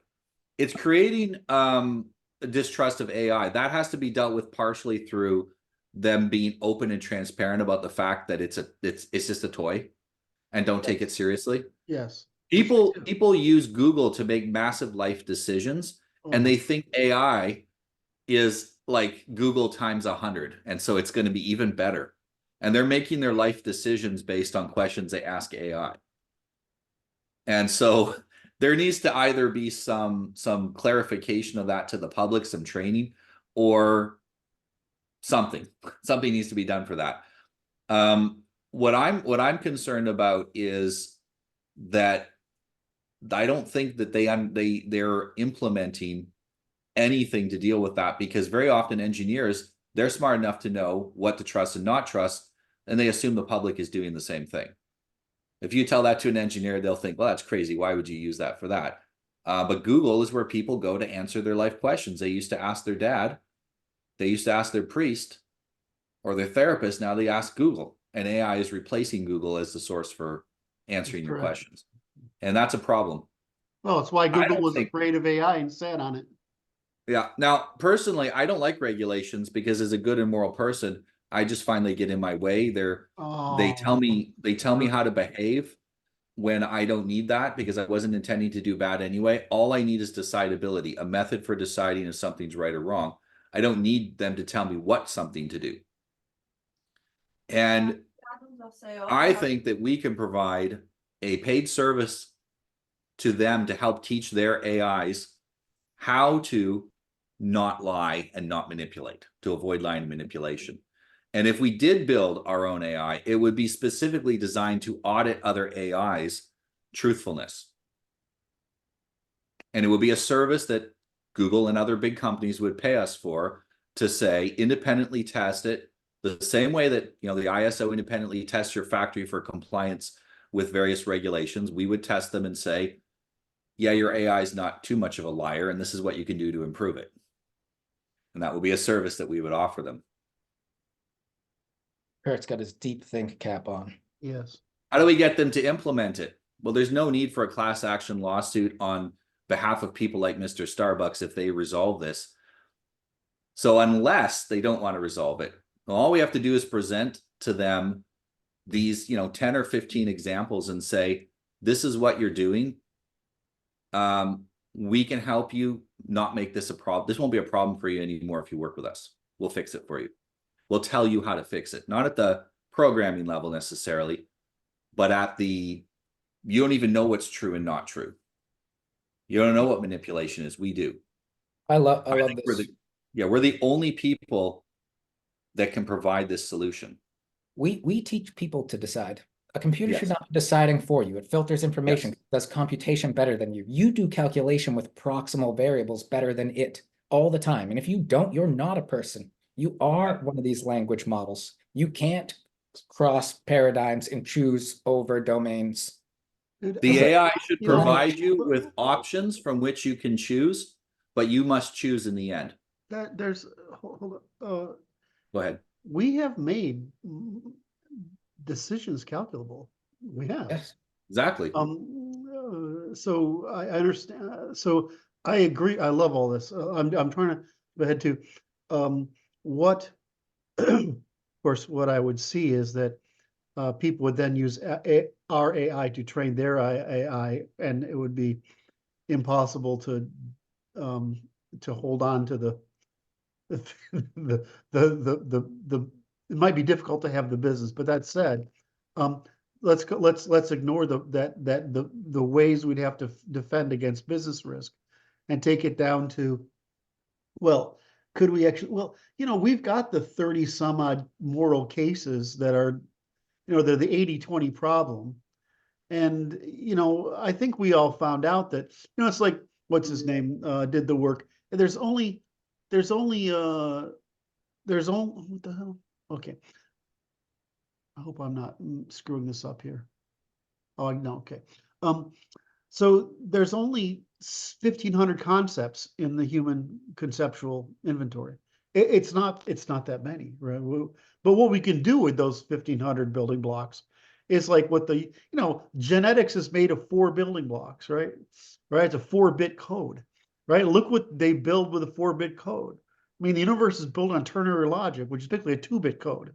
What the fuck? The whole universe is built on a 2-bit code, right? So, so if we look at what we're finding out was what's called synthetic data, which is instead of having it go look the thing go look at all this crap out on the internet, just take the rules you want and put them in there. It will develop the skill with those rules. So we're very close. We're within 3 or 4 months of having the ability to produce the training data to train an AI. And what I've noticed, the only hard part so far is we have to define a bunch of our terms because it doesn't understand. You have to define reciprocity. I mean, like Brandon and Martin I did. When you try to define reciprocity down to the nit, it's a pain in the ass. When you try, and so you have to define all these things in this hierarchy. So it might take 3 generations of training data so that it can understand the causal hierarchy of these things, or it might take just writing the causal hierarchies down so that it has them already stated and doesn't have to infer them. In other words, And I'll tell you something, all that'll go a lot faster if we're getting paid for it, because we can dedicate more resources and time.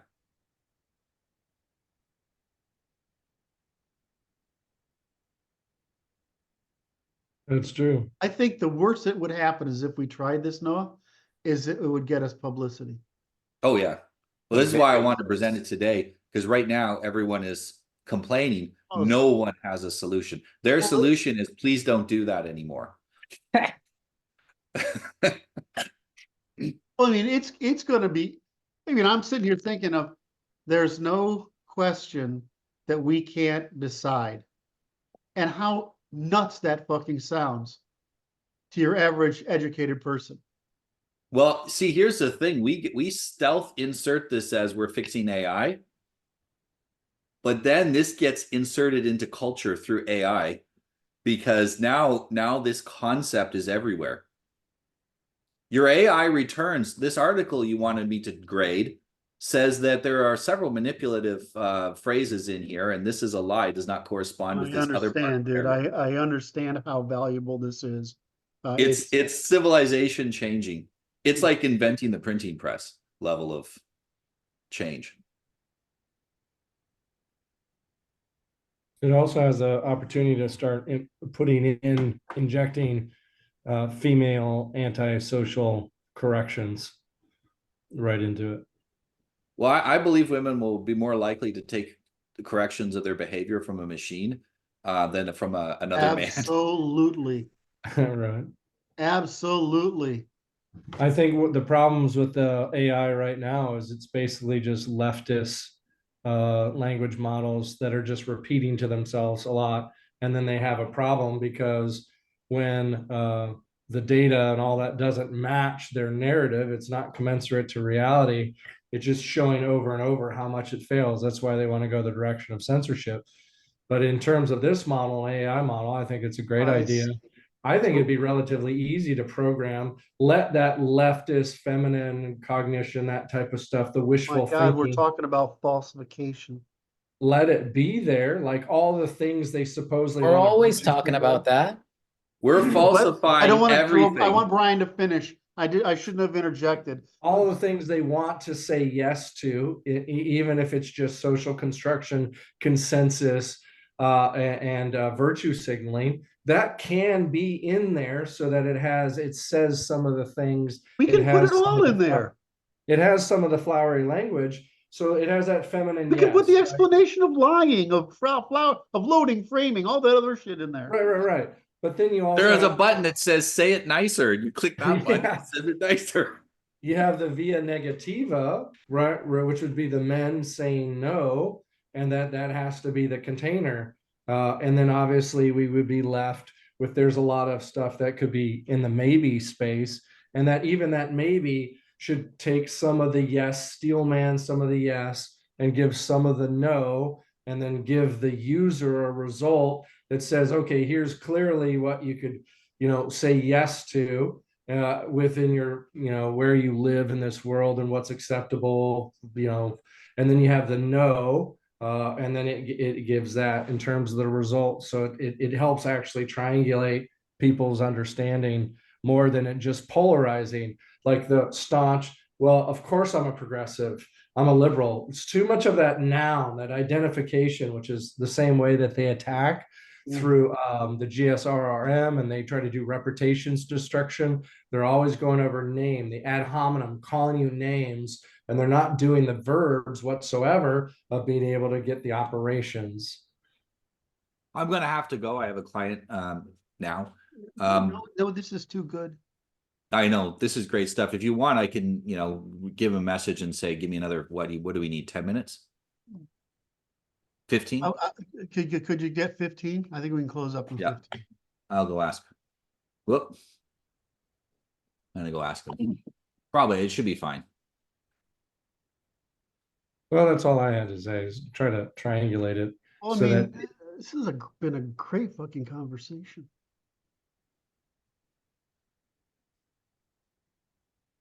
Justification and falsification are two patterns of thinking I identify in human brains. This isn't any different. Yeah, but I mean, you could. So there's We had buttons the- you could push We to had the give me more prompt and the answer. justification. Go ahead, say again.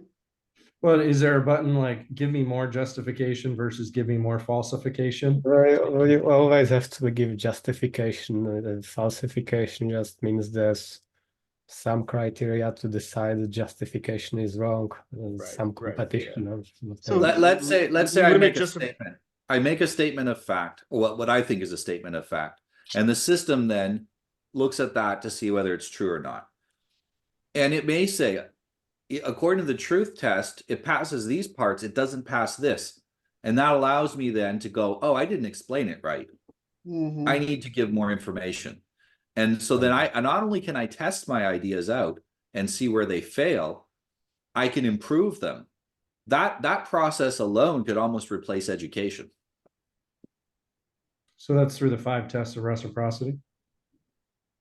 The Anything truth it can, test and all of those. anything it can replace is not education. Yes. What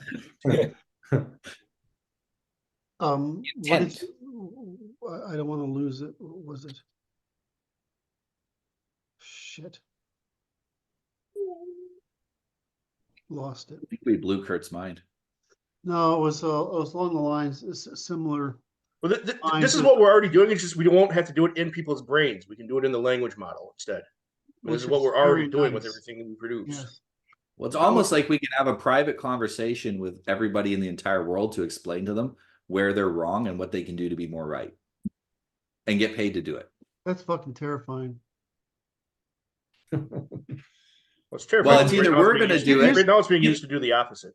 Either we're going to do it, or the enemy will use it to do the opposite. So here's what I've used basically. I use it. I use OpenAI exclusively, ChatGPT-4, because well, that's not true. I use ChatGPT-4 for most things, and I use Perplexity to do research, because that's Perplexity gets access to papers. So when I ask OpenAI a question, I'm asking one thing, which is, what the hell does this mean again? Right? Because so a lot of the time I've developed a frame that is not exactly mirroring the conventional, or I'm like, okay, Once in a while, Luke, nothing. So then I have to, or like, who did that or what? Like, I forget like names and shit, right? So I use it, but the thing I use it most for is what I call compare and contrast. And that's if you want to say a search engine has made this search engine has made a difference, that's the difference it's made. Is you can ask it things like between A, B, and C, compare A, B, and C, compare and contrast A, B, and C. And that's where you get the value of what it's able to do through the neural hierarchy is synthesis. You get this ability to synthesize and compare and contrast, which is fantastic. Now, what it doesn't have the ability to do is compare, contrast, and falsify, right? Which is what great. So I really like this idea, and I like it in part because we know the physical laws, right? We know the behavioral law. We know the entire hierarchy of the ternary logic of the universe. What we actually know the ternary logic of cooperation within that universe. And we know demonstrated interest, reciprocity, and testimony within it. And then on top of that, we know all the fucking ways to lie, right? On top of that. So I missed one. I missed the humanist. We know the first principles of human behavior, right? And so we have this hierarchy of things that we can just train it in those sets. And then the worst we have to do is, I mean, you understand, it doesn't take that much training data. 5-shot, 10-shot, right? Training data is often enough to make this thing work. And so the most we'd have to do is identify where it isn't making the connection, right? Which, I mean, I test these fucking things. This is how I test them. And at least OpenAI knows my stuff. So, and it's current through, I think, April now. So it knows enough of my stuff that I can say, this, and this. Well, it can't make the connection between logical dependencies, but we can train that set of logical dependencies because we're not trying to solve an infinite number of problems. We're working with first principles that did, as a consequence, solve an infinite number of problems. We're actually working with a lot less problems than you originally said. The systems are working with, 8 million variables, and you said we're working with about 1,500. Well, I mean, that's concepts, but Oh, concepts. Okay, yeah. but when they talk about variables, they actually mean well, it's more than that. It's more like weights. Right. Okay. By the way, I asked earlier, I wanted to see if any of them would say anything about us that I could use as an example. So I asked Bard about you, and it was really complimentary. At the end, it says, Doolittle is a controversial figure in some circles, but he is also a respected scholar and thinker. Well, that's very nice. Yeah. I'm okay with that comparison because it's actually true, right? It's when they make shit up that piss me off. But anyway, all right. So That's what Noah was saying in that link. If you watch that video, not only did the Bard make up shit, but it gave him false links.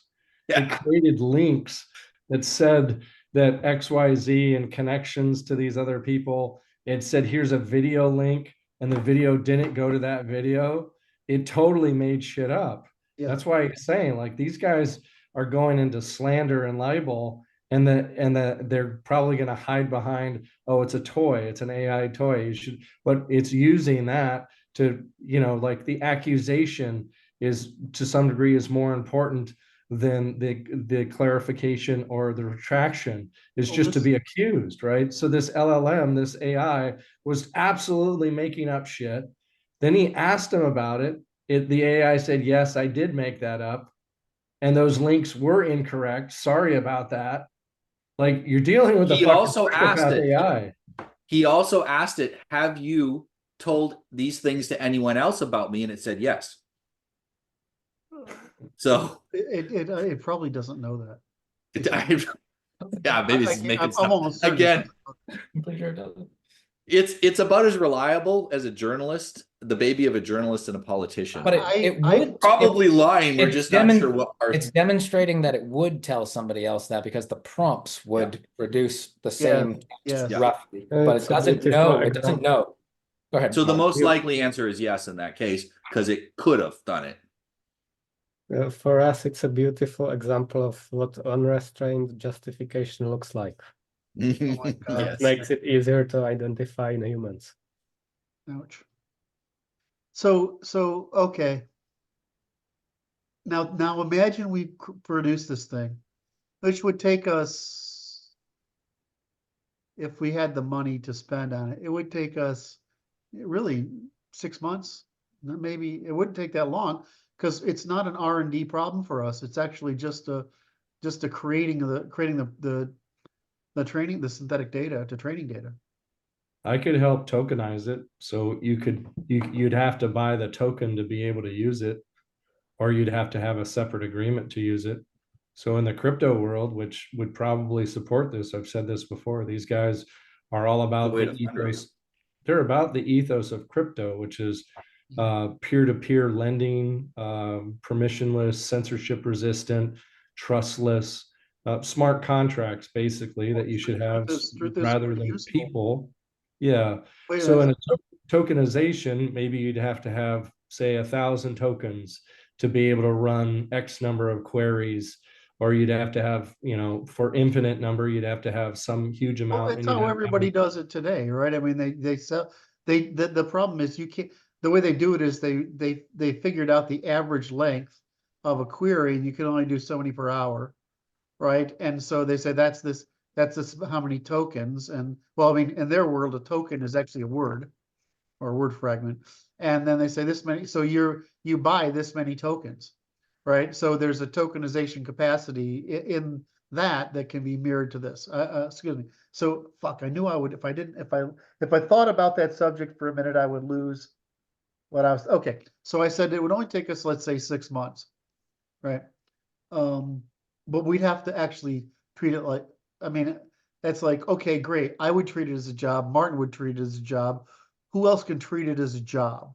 Right. I know 6 other guys. All right. So if we get 6 other guys who could treat it as a job, and producing trainer data is not, it would have to get by one of us, right, to be able to be used as training data. So people can produce it, but there's got to be, I mean, we don't have Gabriel here anymore, but Gabriel could do it, right? Right. And so could, what's his name? Jacob. What? Jacob do it. If we have those people looking at the training data, it's probably going to be okay. But the training data is just as hard as producing the vocabulary data. And while people thought they could do the vocabulary data, we saw in practice how nearly fucking impossible it is. So I'm looking at this and saying, okay, let's, Yep, we were right there. if we could staff it, we could get it out in 6 months. But what would happen after we released it? What would happen in our ability to legislate, to push legislation now? And what would happen? So go ahead, Brandon. Well, the AI would be arguing for us. Right. I mean, exactly. So I don't know. What do you want me to say? Can you imagine punching news articles into this fucking thing? And it chews out, like Bryan was said, they're using this many things, and like Noah's saying it's using this many manipulations, right? And we were saying the first principle browser add-on that tells you whatever on the screen is a lie and it highlights it in puke green. It'd be interesting if you could give it options to choose personalities that you want. So if you want a crypto bro personality, or that's if you hysterical. want, well, that's just that's just a prompt. That's just a if prompt. If you want a meme lord or an edge lord take, you want a right-wing white nationalist take. If you want a leftist, I want a Karen to tell me where I'm wrong. Right. I think it'd be great as an attention filter, right? You just set that filter on your browser, and it doesn't allow any content that doesn't match or past that filter. But suddenly your Google search shows nothing ever. Yeah. But that would incentivize organizations that still want your attention to get better at passing that filter. So, well, in the short term, you can run legal cases through it. You can run proposed laws through it and immediately see where it is wrong. There's a lot of commercial applications for this where, right now, the AI is a toy. If you want to use it for your business and make money, you got to know it's telling you the truth. Well, Right, they're just already like saying the that, tool. right? The Oh, we're companies moving are it from saying toy to that. tool. Right. Yeah. It'll we have get to make there. it. We have to make it grow up.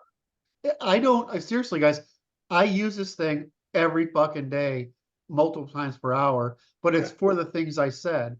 Is Right. that I'm Yeah. trying to disambiguate something, and so, or set of things, or make sure I understand them in the current vernacular. And I use it like that all the time. And for my purposes, it's fantastic. But then again, I also write really careful prompts.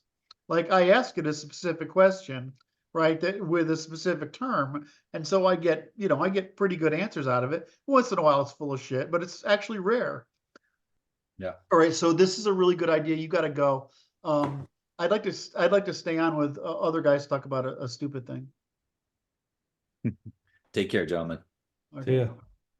I'm going to stop recording.